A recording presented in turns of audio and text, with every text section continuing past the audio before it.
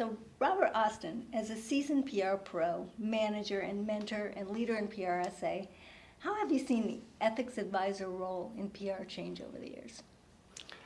I don't know that the role itself has changed. I think that, years ago, we were much more focused on media relations, and there was that filter of the journalistic lens or the editorial lens to filter out or to find alternative sources or to find an opposing view.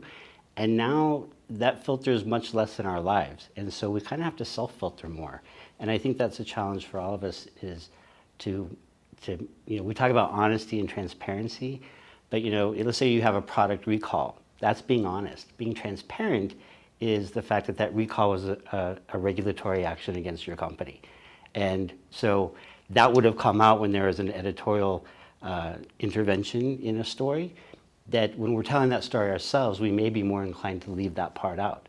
But that's really not being transparent. So I think it's been harder. It's easy for us to be lazy now about it, I think. Do you think with social media, ethics is harder now? Yeah, of course, of course. And it doesn't have to be, we think about ethics, we think about these big dilemmas, but it can be little things that we say a study showed a certain result. But if the study doesn't have enough respondents to be statistically significant, then it's not ethical to talk about those results. So it really means that we just have to be more methodical in our practice, I think, and to really think it all the way through. It's important that we remember that public relations at its best is about building relationships and mutual understanding. And I think it's much easier to approach ethical dilemmas and ethics counsel, if you keep that in mind, that it's not just about persuading our audiences to act or change behaviors, but it's actually about getting to know those audiences so we can counsel the company to change its behavior to fit in that environment. And that's something that's very interesting to me. Just yesterday, I saw an article where they asked something like 250 PR pros to say what they do for a living. And almost exclusively, all of them were very outward facing. I convince audiences to do this. I help tell my company's story to do this, but not a single one mentioned, I help my company understand its publics, its environment to fit into that.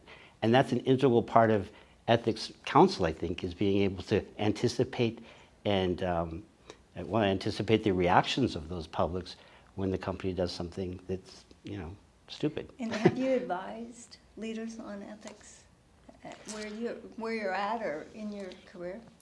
Yeah, it comes up now and then. I think it's important to define the terms a little bit.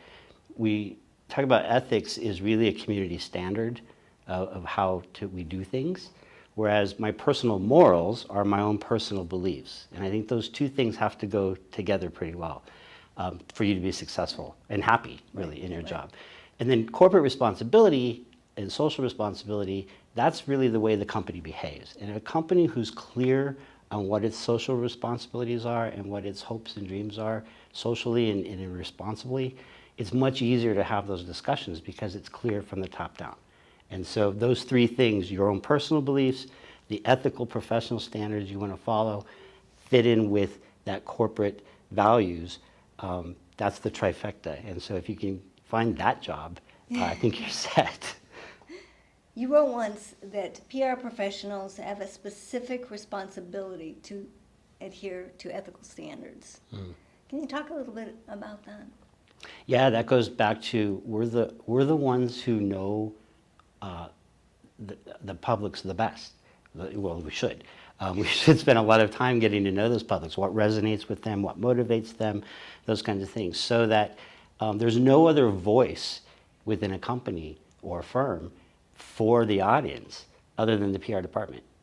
And so when the company is thinking of changing policies, whether that's going to affect employees or consumers or whoever those publics are, it really is our voice that can stand up and say, this is a bad idea, this is a good idea, here's the impact that we anticipate having based on what we know about those audiences.